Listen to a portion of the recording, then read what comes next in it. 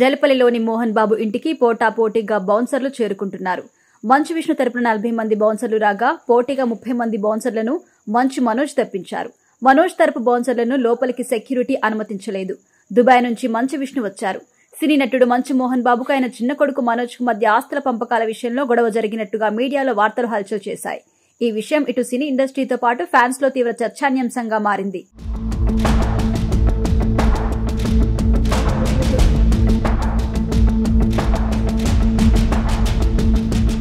పహాడీ షరీఫ్ పరిధిలోని మోహన్ బాబు ఇంట్లో ఆస్తుల పంపిణీ జరుగుతున్న క్రమంలో స్కూల్ కి సంబంధించిన వాటాల విభేదాలు తలెత్తి మోహన్ బాబు అనుచరులు వినయ్, ఇతర బౌన్సర్లు మనోజ్ పై, ఆయన భార్య మౌనికపై దాడికి పాల్పడి గాయపరిచినట్టు, గాయాలతోనే మనోజ్ తన భార్యతో కలిసి పహాడీ షరీఫ్ పోలీస్ స్టేషన్ కి వెళ్లి ఫిర్యాదు చేసినట్టుగా వార్తలొచ్చాయి.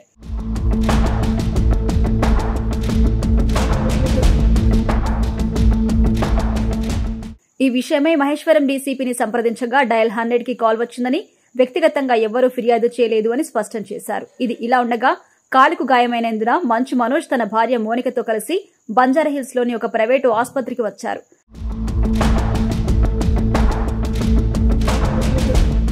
తండ్రితో జరిగిన గొడవ విషయమై మీడియా ప్రతినిధులు ప్రశ్నించగా మనోజ్, మోనిక మాట్లాడడానికి నిరాకరించారు. ఇక మనోజ్ ఆదివారం రాత్రి 7 గంటల సమయంలో డిశ్చార్జ్ అయ్యారు. మనోజ్ కు ఎల్ఎంసీ మెడికో లీగల్ కేసు పూర్తి చేసిన వైద్యులు ఆయన ఒంటిపై అనుమానాస్పద దెబ్బలు ఉండడంతో ఆసుపత్రి వర్గాలు పోలీసులకు సమాచారం ఇచ్చినట్టుగా తెలిసింది. కాలు, మెడ భాగంలో గాయాలైనట్టుగా వైద్యులు నిర్ధారించారని తెలిసింది. సిటీ స్కాన్, అల్ట్రాసౌండ్ పరీక్షలు పూర్తి చేసిన వైద్యులు 24 గంటలు అబ్జర్వేషన్ లో ఉండాలని సూచించగా సోమవారం మరోసారి ఆసుపత్రికి వస్తానని మనోజ్ డిశ్చార్జ్ అయినట్టుగా తెలిసింది.